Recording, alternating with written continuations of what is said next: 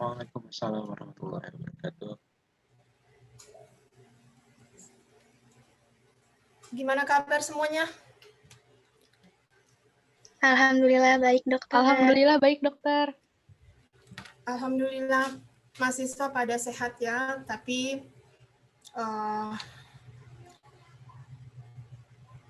sivitas akademika, FK, dosen, dan teknik yang saat ini sedang banyak yang terpapar. Mudah-mudahan mahasiswa juga sudah pada tahu ya. Jadi ada masalah-masalah yang harus diselesaikan.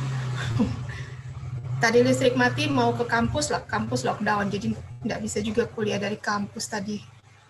Karena saya pakai PC, jadi listrik mati ya mati.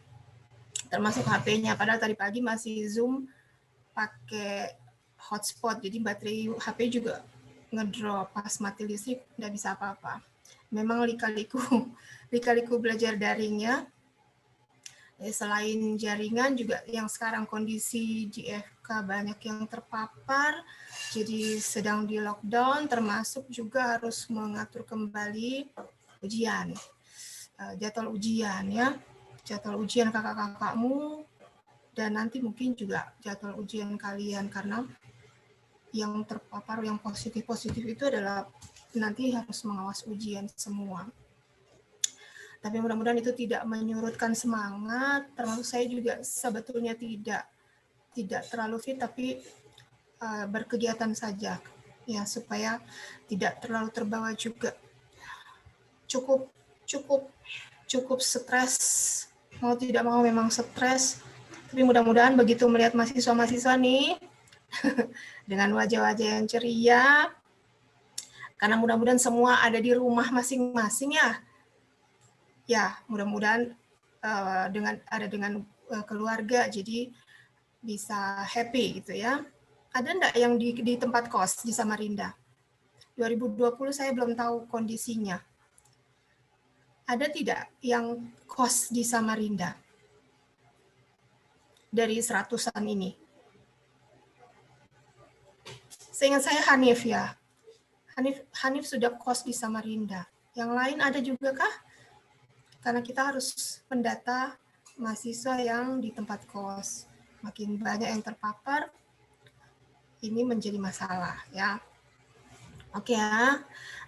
Dan nanti karena jam 4 juga harus ada rapat koordinasi untuk mengurangi masalah-masalah yang terjadi. Jadi kita mulaikan saja.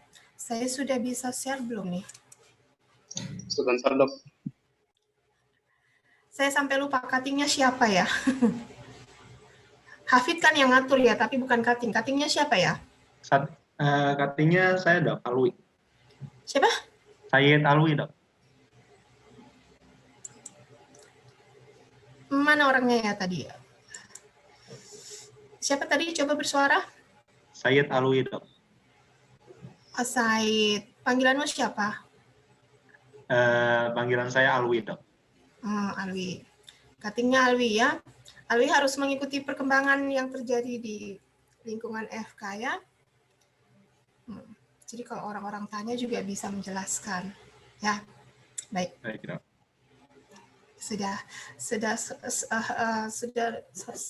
berhentikan dulu kalau spotlight-nya Alwi, kesian dia. Ya, sudah diizinkan sepertinya ya.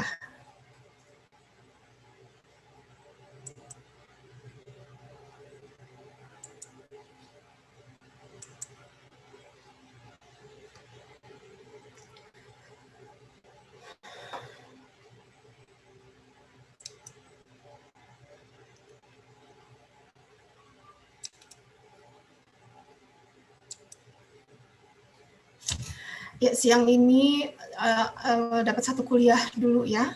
Nanti insya Allah hari Rabu besok sore, tapi tidak ada halangan insya Allah ya. Hafid juga pasti stres ya. Enggak, Dok. Enggak. Oh, alhamdulillah. Ya, dosen-dosen aja yang stres. Ya, siang ini kita akan membicarakan tentang adesi, hubungan antar sel dan komunikasi sel. sebetulnya ilmu ini baiknya memang diberikan oleh ilmu-ilmu histologi, tetapi tidak apa-apa kita mencoba memahami dari segi ilmu yang umum saja, ya. Ya, kalau bicara adesi sel, artinya kita sedang membicarakan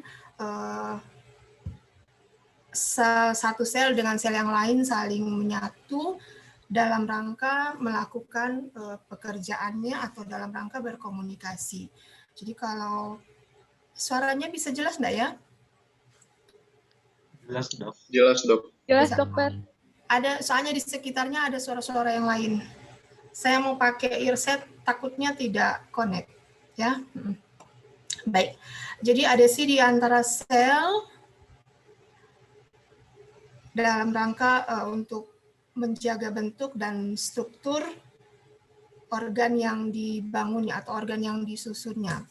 Dan itu prosesnya terjadi mulai dari masa embrionik dan terjadi sepanjang individu itu hidup, karena fungsi sel adalah sudah kalian bincangkan kemarin, adalah unit terkecil yang membangun kehidupan, ya.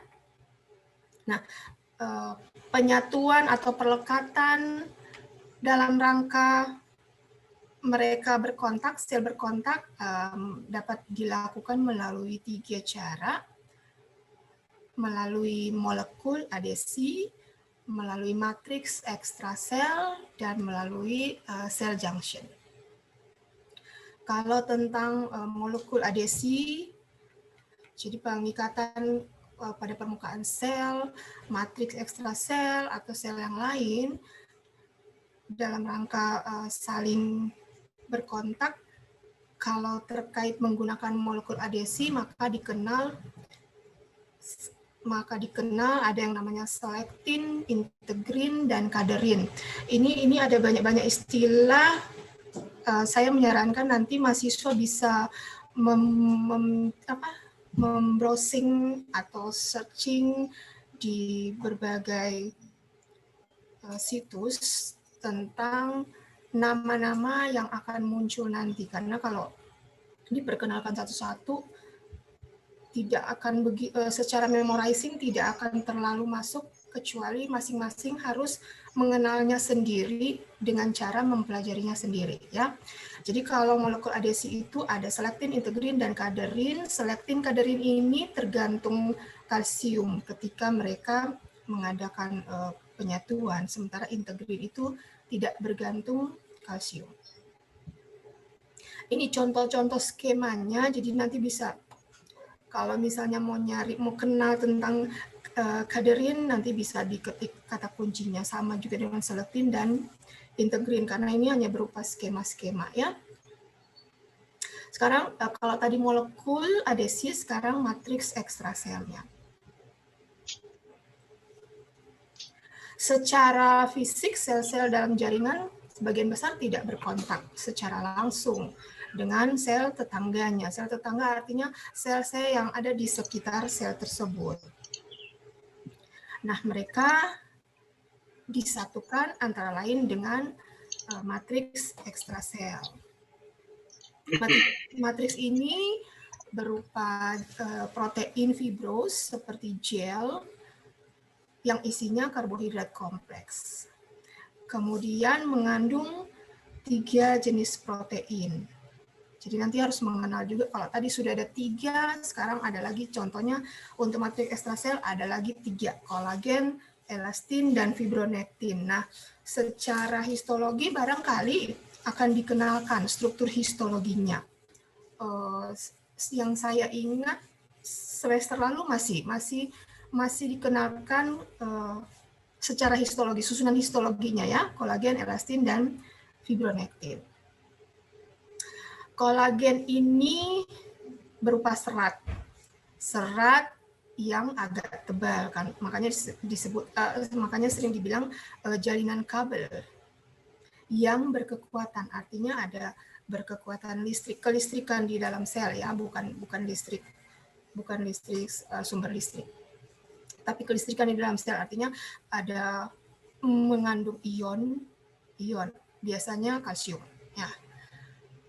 Masih ingat mungkin zaman dulu, zaman ilmu-ilmu biologi, guru-guru pernah menceritakan pada suatu masa di kapal didapatkan banyak sekali anak buah kapal yang menderita scurvy, yaitu kekurangan vitamin C. Nah, itu ternyata penderita-penderita ini ada gangguan di dalam susunan kolagen mereka. Sehingga secara ilmu gigi atau dentistry, ternyata kalau kolagen yang menyusun struktur gusi rusak, maka gusinya mudah berdarah, apalagi kalau kekurangan disertai dengan kekurangan vitamin C. Matriks ekstrasel yang lain adalah elastin. Elastin itu yang seperti apa? Seperti karet yang mampu meregang dan kembali seperti semula. Berarti punya sifat elastik. Nah, sekarang ini yang sedang berjalan, kalian sedang membicarakan tentang kemampuan paru untuk kembang kempis. Dan ternyata salah satunya peran dari elastin yang membuat paru-paru bisa kembang kempis selain teori-teori fisiologi yang sedang dipelajari, ya.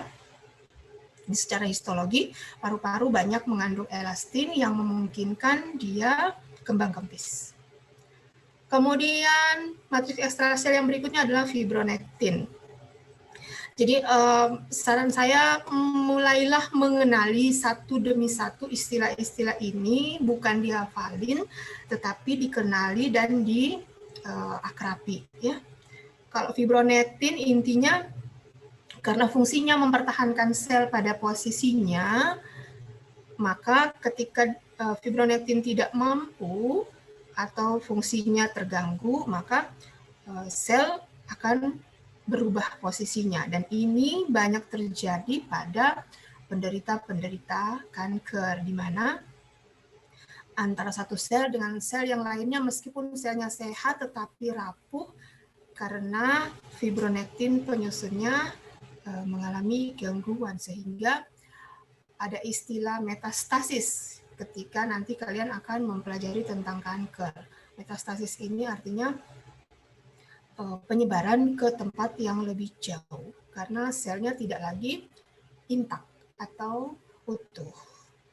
Ini skema-skemanya aja, nanti dicari sendiri. Jadi ini lebih menggambarkan gambaran-gambaran histologi, ya.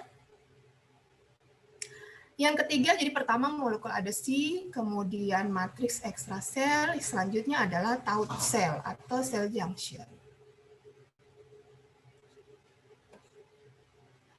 Ketika pada masa embrionik, pada waktu mulai terjadi perkembangan penyusunan atau pertumbuhan organ, jaringan sampai kemudian organ, maka akan diikuti dengan pembentukan junction antar sel atau tautan antar sel.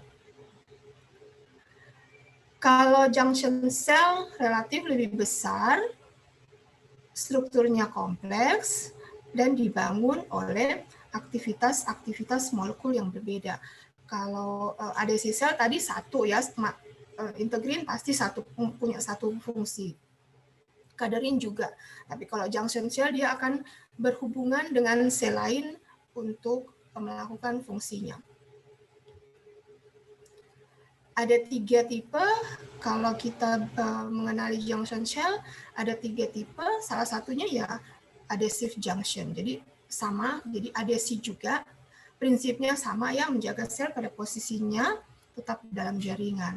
Kemudian tight junction yang fungsinya menutup ruang di antara sel.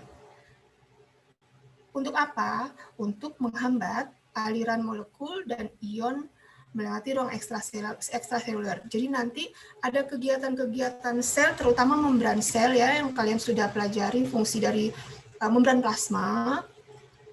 Membran plasma itu merupakan pintu gerbang kegiatan di luar maupun di dalam sel. Jadi begitu pentingnya membran sel dan di dalam membran sel itu sebagai salah satu kontak antar sel ada tight junction di dalamnya yang bisa mengatur lalu lintas perpindahan molekul dan ion. Ketika tidak dibutuhkan, maka pasti akan ada bagian yang menutup. Ketika dibutuhkan, maka ada bagian yang membuka. Ini untuk menjelaskan dulu ilmu-ilmu dasarnya, sehingga nanti di blok-blok selanjutnya kalian akan paham bahwa misalnya ketika belajar tentang jantung misalnya, nanti sudah bisa membayangkan bagaimana satu sel dengan sel yang lain di dalam jantung itu berhubungan, ya, sehingga mampu menghasilkan respon.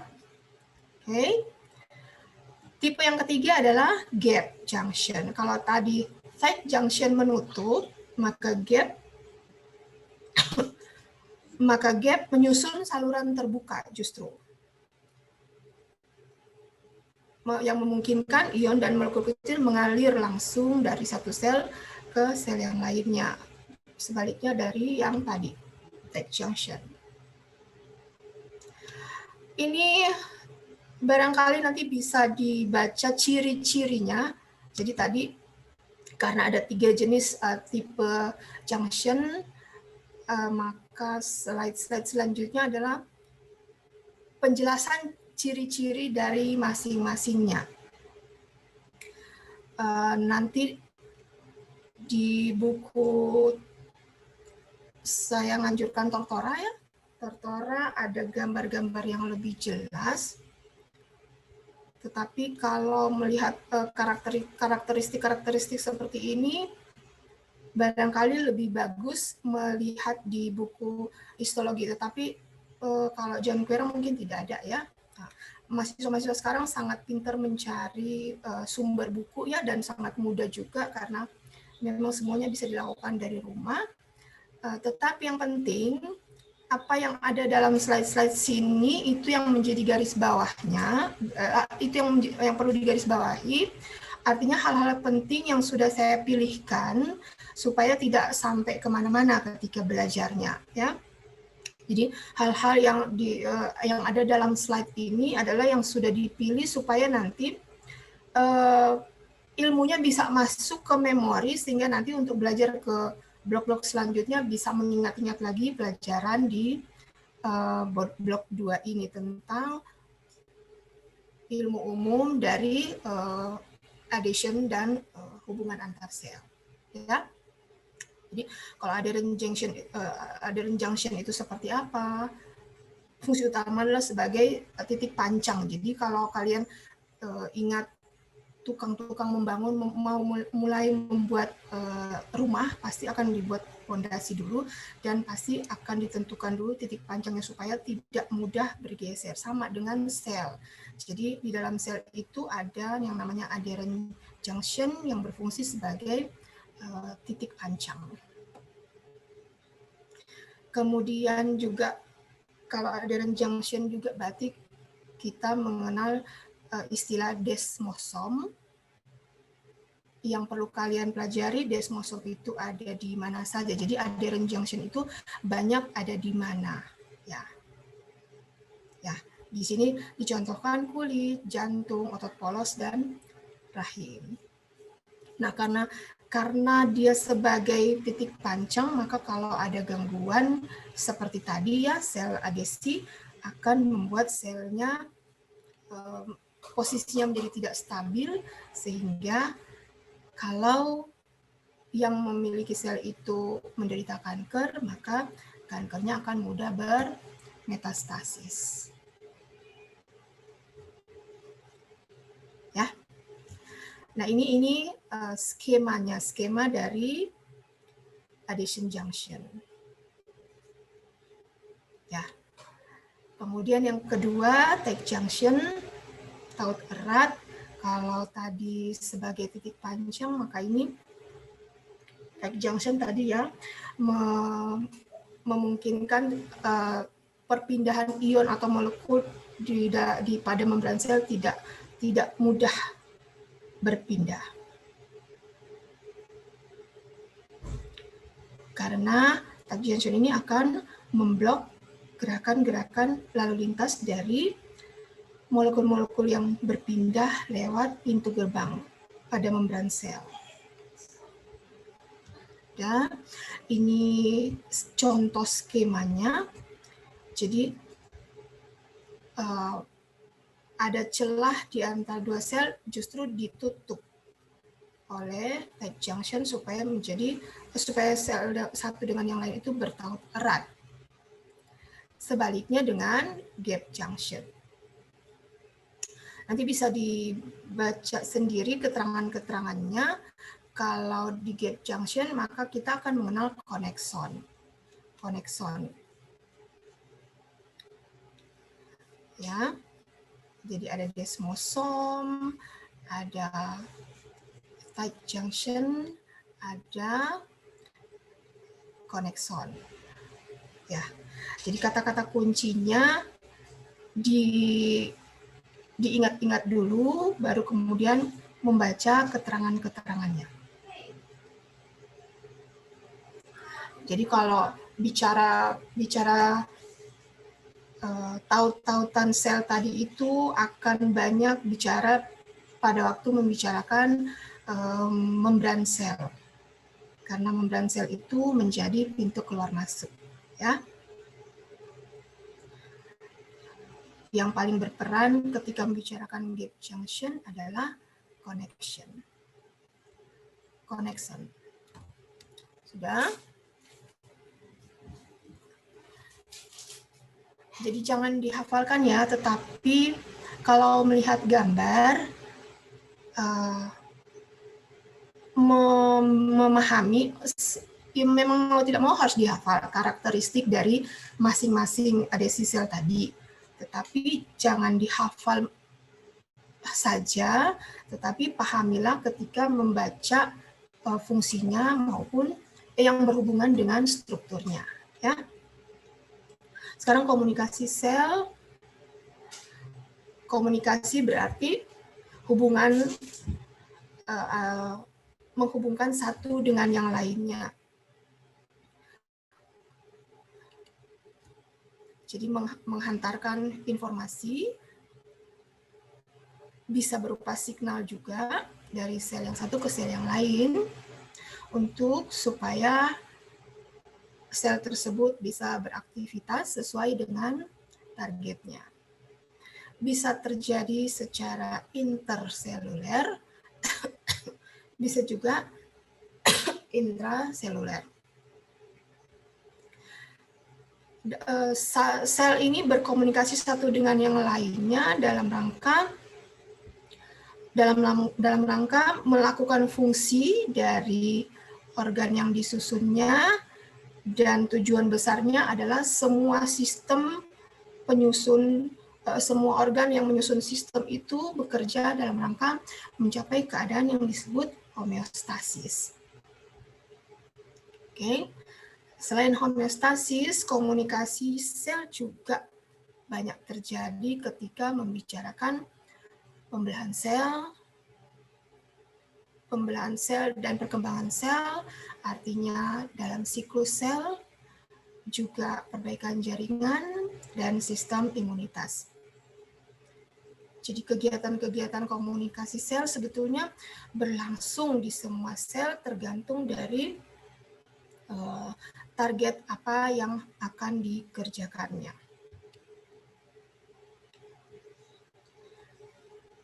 Macam-macamnya ada, bisa diklasifikasikan menjadi 4 yang besar. Yang pertama, harus ada hubungan langsung dari sel ke sel melalui adesi tadi. Dan pada saat adesi tadi sudah dijelaskan ada macam-macam caranya, antara lain dengan taut sel. Jadi yang pertama, komunikasi terjadi antar sel dengan kontak langsung dari sel ke sel. Kemudian juga ada komunikasi yang terjadi antara saraf dengan otot, yang kita kenal dengan komunikasi sinaptik melalui neurotransmitter yang dikeluarkan oleh saraf itu sendiri. Yang ketiga, komunikasi dengan cara parakrin dan autokrin. Dan yang keempat, komunikasi dengan cara endokrin. Ini bisa lihat skemanya dulu, nanti setelah itu kita lihat satu persatunya. Jadi ada taut, kontak sel dengan sel lewat tautan, lalu kemudian parakrin dan autokrin. Parakrin itu dengan sel tetangganya, autokrin itu dipakai sendiri oleh sel yang mensekresikan produknya. Kemudian sinaptik antara saraf dengan sel targetnya, kemudian endokrin, artinya komunikasi antara pabrik selnya dengan sel yang jauh. Lewat mana? Lewat aliran darah. Paling banyak adalah komunikasi hormon. Sekarang kita lihat satu-satu. Jadi pertama, kontak sel dengan sel, yang kita sebut sebagai kontak fisik. Ada yang secara juxtakrin, sel memberikan informasi kepada sel lain melalui bagian protein tertentu yang terdapat pada membran sel. Begitu pentingnya membran sel ya. Ini, jadi ini seperti hubungan sel ke sel melalui kunci dan lubang kuncinya. Ya. Jadi kalau cocok sama seperti kunci di pintu-pintu rumah kita. Kalau kuncinya ketemu dengan lubang kunci yang cocok, pasti akan klop sehingga terjadi reaksi, terjadi komunikasi. Tapi kalau lubang kuncinya dimasukkan kunci yang tidak cocok, maka tidak akan terjadi komunikasi. Ya, itu adalah contoh dari juxta. Kemudian sel junction, menghubungkan sitoplasma sel yang satu dengan sitoplasma sel yang lain. Ya, jadi ada taut erat lewat sel junction. Bisa langsung terjadi komunikasi. Tidak perlu memakai seperti tadi, molekul pensinyal dan reseptornya. Tidak perlu seperti itu. Tapi hanya melalui sel junction, seperti dicontohkan di sini, untuk komunikasi pada sitoplasma. Dicontohkan di sini tentang bekerjanya otot jantung. Nanti di blok 3, setelah ini akan masuk blok 3 tentang kardiovaskuler, bagaimana otot jantung bekerja. Pertama, menimbulkan potensial aksi lewat komunikasi kelistrikan, sehingga akan merangsang cardiac pacemaker untuk bisa berkontraksi. Ya, dan itu ternyata komunikasinya lewat sel junction. Yang kedua, melalui pensinyalan sinaptik atau antara sel saraf dengan sel target. Bisa dilihat di sini skema contoh gambarnya. Jadi ada saraf. Saraf bentuknya seperti ini ya, bukan akar pohon ini. Neuron. Kemudian pada ujungnya atau pada knock button-nya ada neurotransmitter yang nanti akan dikeluarkan. Ini pada knock button-nya ada neurotransmitter, itulah nanti yang akan dipakai untuk berkomunikasi. Jadi ketika ada sinyal, misalnya dari otak, lalu kemudian ke saraf perifernya untuk mencapai targetnya, bagaimana otot bergerak misalnya. Nah, komunikasinya seperti ini. Jadi sel saraf pada ujungnya ada neurotransmitter. Ketika ada sinyal, maka neurotransmitter akan dilepaskan dengan cara eksositosis, kemudian diterima oleh sel targetnya, dalam hal ini sel otot. Pada permukaan sel otot ada yang namanya motor end plate. Motor end plate di mana mengandung reseptor-reseptor untuk bisa menangkap neurotransmitter yang dilepaskan dari ujung saraf tadi. Nah, komunikasi yang terjadi antara ujung saraf dengan sel otot ini yang kita sebut pensinyalan sinaptik, karena daerah di antara ujung saraf dengan motor end plate ini disebut sinaps. Nah, ini nanti kalian akan banyak belajar pada blok 6. Ya, blok 6. Makanya ini adalah ilmu-ilmu dasarnya, sehingga nanti ketika mempelajari blok-blok selanjutnya bisa mengingat pelajaran terdahulunya. Sudah? Itu contoh tentang pensinyalan sinaptik. Biasanya kalau dalam kondisi normal kuliahnya supaya tidak ngantuk, saya akan menunjuk beberapa mahasiswa untuk menjelaskan kembali gambar yang dijelaskan, gitu ya.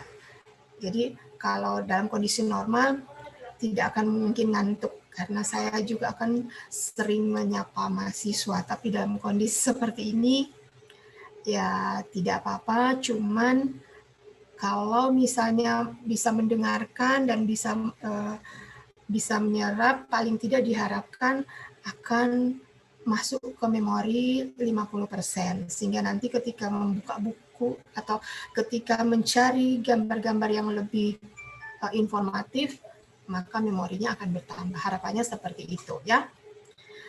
Ini untuk menjelaskan kembali yang pensinyalan secara sinaptik. Ya, jadi ini skemanya ujung saraf tadi pada knob button yang akan mengeluarkan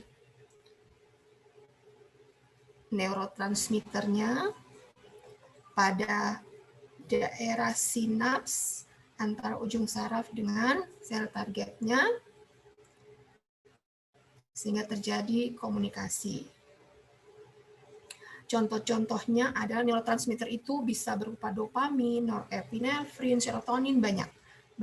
Ini adalah contoh-contoh neurotransmitter. Ya, nanti di blok 6 akan lebih banyak dipelajari. Komunikasi yang ketiga adalah secara parakrin. Parakrin berarti sel yang memproduksinya atau sel yang memproduksi protein komunikasi itu akan mengeluarkan hasilnya, mensekresikan, lalu kemudian ditangkap oleh sel tetangga yang akan mempergunakannya. Jadi dari pabrik dilepaskan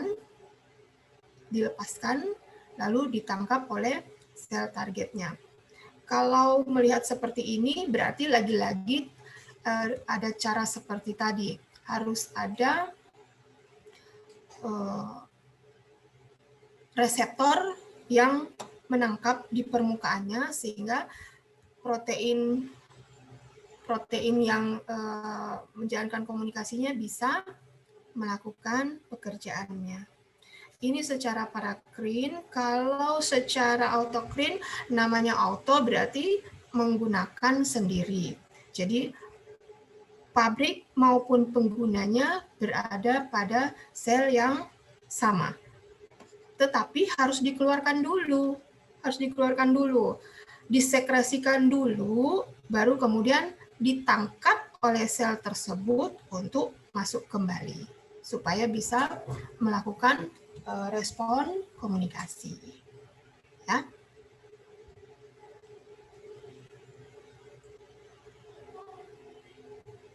Oke, sudah. Jadi meskipun secara autokrin dia tidak di dalam, tetapi dia harus dikeluarkan dulu untuk ditangkap oleh sel tersebut. Autokrin. Kalau parakrin diproduksi oleh satu sel, kemudian dikeluarkan untuk ditangkap oleh sel tetangganya melalui reseptor. Jadi kembali lagi prinsip kunci dan lubang kuncinya. Sekarang yang endokrin. Endokrin gimana? Endokrin tetap ada pabriknya, pabrik selnya. Sel sebagai yang memproduksi, kemudian harus dikeluarkan, produknya harus dikeluarkan, kemudian bagaimana bisa dipakai oleh sel target yang jauh, jadi harus masuk ke pembuluh darah, mengikuti aliran darah, ditangkap oleh sel yang berkepentingan menggunakan protein komunikasi yang dibawa dalam aliran darah tersebut. Tadi di awal sudah saya bilang, ini banyak dilakukan ketika membutuhkan hormon. Jadi contoh yang melakukan komunikasi secara endokrin adalah hormon. Ini semua hormon EGF, PDGF, insulin, tiroid, estrogen, itu semua adalah jenis-jenis hormon. Ya, jadi nanti misalnya di blok 8 ketika bicara tentang ovarium misalnya, ovarium menghasilkan apa, hormon yang mana, lalu bagaimana estrogen itu digunakan oleh rahim dan seterusnya. Nah, prinsip-prinsip komunikasinya adalah dengan cara endocrine signaling. Ya. Ini untuk mempertegas lagi skema yang tadi. Jadi hormon yang mensinyal sel target pada jarak yang lebih jauh, ya. Oke. Sekarang bagaimana cara respon komunikasi antar sel tersebut? Dalam berkomunikasi, sel perlu perantara, yaitu messenger kimia. Jadi ada messenger kimia, misalnya asam amino, steroid, lemak, nukleotida, purin, dan pirimidin. Semua itu adalah substansi kimia yang bertugas sebagai messenger atau pembawa pesan. Oke. Komunikasi pada cara parakrin, autokrin, juga sinaps dan endokrin diperantarai oleh cairan ekstrasel untuk menyampaikan messenger kimianya. Ya, jadi ada yang ditangkap lewat membran sel, ada juga yang kontak langsung dari sel ke sel dengan tautan. Sudah? Nah, sinyal harus dikenali oleh molekul reseptor spesifik. Tadi prinsip kunci dan lubang kunci harus saling mengenal, harus saling cocok, supaya nanti bisa diolah di dalam sel target untuk kemudian bisa menimbulkan respon. Tahap-tahapnya ada penerimaan sinyal dan inisiasi atau mengawali pensinyalan, ya. Pendeteksiannya datang dari luar sel oleh sel target. Lalu kemudian setelah diterima, maka akan dibawa masuk. Setelah cocok, akan dibawa masuk. Lalu kemudian terjadilah jalur transduksi pensinyalan, yaitu pengikatan molekul sinyal oleh reseptor tadi kemudian akan terjadi perubahan-perubahan di dalam sel sehingga akan menimbulkan respon.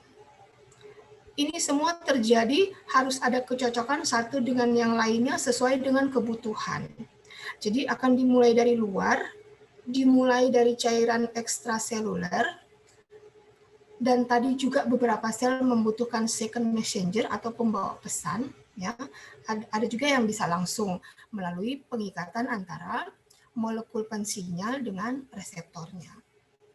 Setelah melewati membran sel, ini adalah inisiasi, lalu kemudian tahap selanjutnya adalah transduksi. Jadi perubahan-perubahan bentuk ini harus menyesuaikan dengan sel target yang ditujunya. Itu disebut sebagai transduksi sinyal. Lalu kemudian setelah cocok bentuknya, setelah sinyal masuk dan cocok bentuknya, perubahan bentuknya, maka akan terjadi respon pada sel target.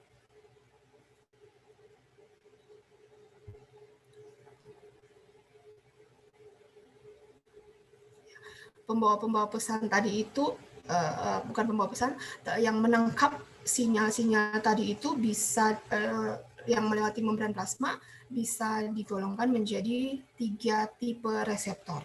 Ada yang terkait protein G, ada yang kita sebut tirosin kinase, dan ada juga saluran ion. Itu adalah tipe-tipe reseptor, tipe-tipe lubang kunci yang bisa menangkap molekul-molekul sinyal yang berasal dari cairan ekstrasel. Jadi ini skemanya seperti ini. Molekul pensinyal itu kita kenal dengan ligan. Yang menangkap, jadi kunci kita sebut ligan, yang menangkap atau yang menjadi lubang kunci adalah reseptor. Kemudian masuk ke dalam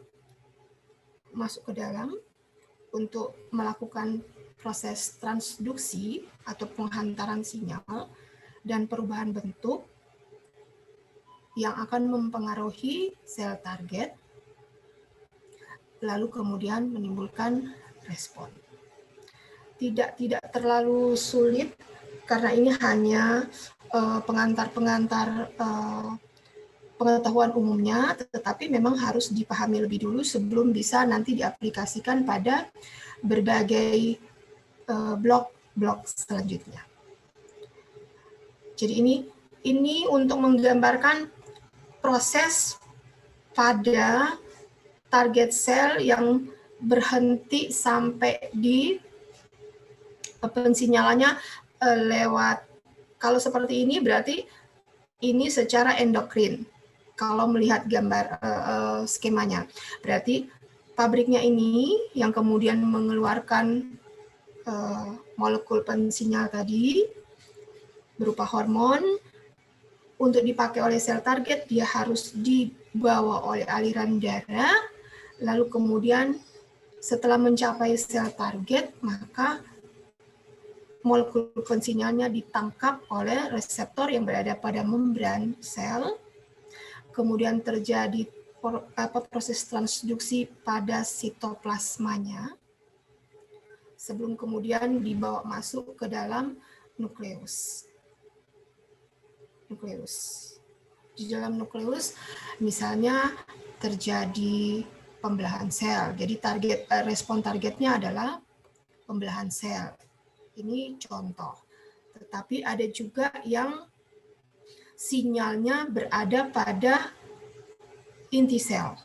Jadi kalian sudah tahu ya, membran itu ada membran sel, ada juga membran pada inti sel.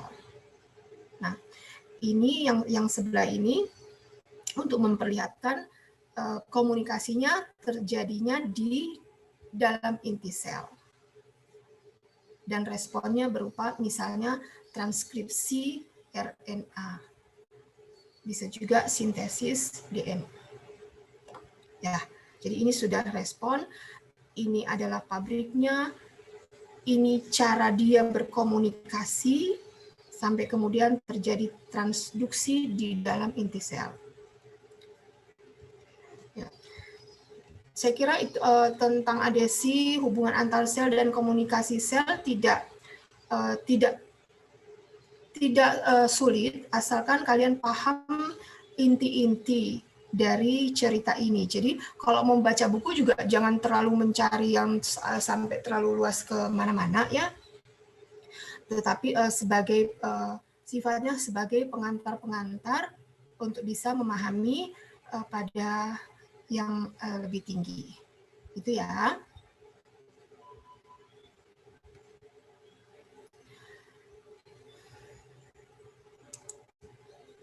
Ya. Memang kalau secara daring seperti ini memang sulit untuk mengintegrasikan mata, pikiran, dan observasi keseluruhannya. Memang sulit. Jadi ya akhirnya lama-kelamaan juga dosen harus beradaptasi bahwa ketika dosen menjelaskan apakah mahasiswa-mahasiswa saya ini mendengarkan ataukah hanya sekedar menampilkan nama lalu kemudian tidak ada. Awal-awalnya memang maunya saya akan mirip seperti kondisi normal ya, sedang berada di kelas. Tetapi lama-kelamaan sepertinya memang tidak mungkin seperti itu. Tetapi juga harapan saya ketika mau hadir di sini secara daring, kemudian mendengarkan, kemudian mencatat apa-apa yang penting yang perlu ditindaklanjuti dengan cara mengenal lebih dekat. Mengenal lebih dekat artinya harus membuka buku dan terutama melihat gambarnya ya, gambar skemanya maupun gambar perjalanan prosesnya. Ya, jadi ini bukan hafalan ya. Sekali lagi, tidak menghafal, tetapi baiknya membaca dengan pemahaman. Itu ya. Ini kira-kira masih hadir semua enggak nih? Kan lelah juga mau mengecek satu persatu ya. Ini Hafidudin. Hadir, Dok.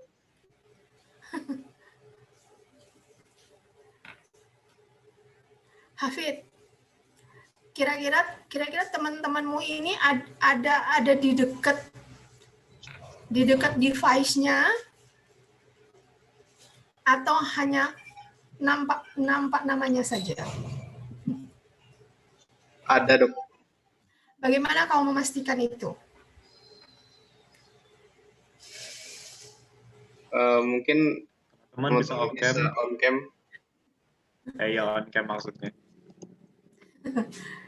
Iya, karena juga kalau meminta semua on cam sepanjang penjelasan juga akhirnya kami menyadari bahwa hampir tidak mungkin menuntut seperti itu karena juga masing-masing punya kemampuan terbatas ya jaringannya, ya kemampuannya, karena ketika on cam kan juga kuotanya akan terkuras ya, dan itu sudah sangat dipahami oleh dosen-dosen mudah-mudahan ya.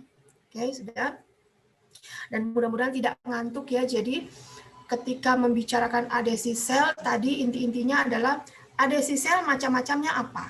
Terus dalam setiap macam-macamnya itu ada karakter-karakter yang berhubungan dengan fungsinya masing-masing. Itu saja dulu yang kalian pegang ya.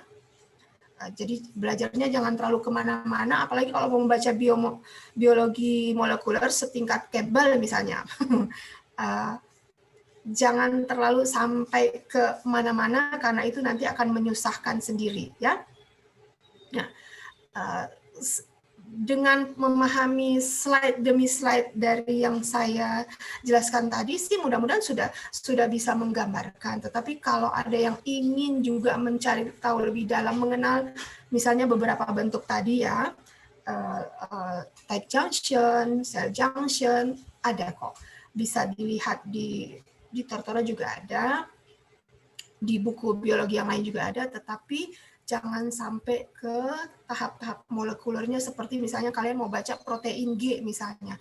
Nah itu penjelasannya kalau di buku-buku biologi molekuler itu sampai kemana-mana. Nah itu nanti sudah tingkat-tingkat S2 saja. Tetapi yang penting bagaimana kalian memahami adesi sel itu memerlukan apa saja. Komunikasi sel itu melibatkan apa saja, sehingga nanti ketika belajar jantung misalnya yang membutuhkan cerita tentang komunikasi sel, nah sudah bisa paham bahwa inti-inti dari komunikasi sel adalah seperti tadi, ada pensinyalnya, ada reseptornya, ada proses di dalam sel targetnya, terus bagaimana dia bisa menimbulkan respon, berarti ada perubahan-perubahan sinyal tadi yang kemudian diterjemahkan menjadi protein yang sesuai dengan target yang dituju. Ya, itu saja. Bisa diterima? jam ngantuk ya? Nggak apa-apa. Tapi juga ya karena terus-terusan ada di rumah, sekali-sekali boleh keluar supaya tidak ngantuk juga ya. Sudah, Hafid tadi gimana? Hafid mau meng-on cam-kan semua karena saya juga butuh dokumentasi seperti biasa karena saya butuh melihat misalnya sekarang saya bilang on cam, ada enggak semua? Ketika semua sudah on cam, Hafid langsung screenshot kan supaya tidak berlama-lama menguras energinya. Baik, Dok. Kalian sudah pada terima Sudah pada terima yang dari Kemendikbud belum sih? Kuota. Belum, Dok. Belum ya? Ya, Dok. Itu juga menjadi masalah ternyata kan ya. Ternyata itu menjadi masalah. Ribuan mahasiswa Unmul ternyata baru hampir 50% yang menerimanya. Masalahnya ada di mana? Nggak tahu juga kenapa. Ini sudah 1 semester mau berakhir. Oke, sudah diambil dokumentasinya, Hafid? Saya baru memulai dari slide pertama ya, Dok. Di slide pertama ini ada Y, mungkin ada kendala jaringan jadi dia nggak bisa on cam, Dok. Nanti juga mereka akan melapor ke saya ketika saya minta untuk menampakkan diri tetapi tidak nampak. Baik, Dok. Lalu di slide ketiga ada Nabila Fidelia, mungkin jaringannya juga, Dok. Retakernya ada berapa?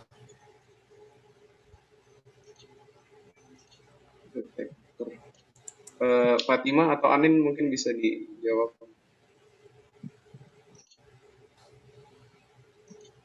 Sekretaris ya. Retakernya ada berapa? Rasanya lebih dari 10. Iya kan, karena ini modul 1. Rasanya ada 10, tapi ini tak nampak. Ya sudah, tidak apa-apa. Sudah dilakukan? Sudah, Dok. Sudah semua, 5. Iya, Dok, 5 slide, Dok. Baik. Oke. Nanti bahannya saya kirim lewat siapa? Hafid ya? Iya, Dok, nanti Hafid, saya Dok. teruskan, Dok. Ini link absennya ini ya, semua sudah mengisi. Nanti di-share ke saya di WhatsApp aja ya. Link absennya karena saya juga harus mengisinya. Ya. Aduh, HP saya bunyi terus. Ya, sudah ya. Jadi sekali lagi mohon bantuan semuanya mendoakan dosen-dosen kalian dan tendik-tendik yang ada di FK yang cukup banyak, puluhan yang terpapar. Mudah-mudahan tidak menjadi berat sehingga kemudian bisa isolasi mandiri semua dan nanti pada saat tiba waktunya ujian semua bisa melaksanakan tugasnya. Mohon doanya ya. Nah, oke. Satu lagi pertanyaan saya, apa kabarnya si siapa? Ishak. Ketua mana tadi? Ketua Hafid boleh saya akhiri? Silahkan, Dok. Ya, baik. Nanti setelah itu saya kirimkan bahan kuliahnya lewat Hafid ya. Ya, mohon maaf kalau kuliahnya tidak maksimal. karena tetap harus berbagi fokus meskipun tidak distruktural lagi, tetapi namanya ada musibah ya kita harus saling menghargai ya. Saya akhiri, mohon pamit undur diri. Wassalamualaikum warahmatullahi wabarakatuh. Waalaikumsalam warahmatullahi wabarakatuh. Sehat selalu, Terima kasih dokter. banyak Terima dokter. kasih, Dok.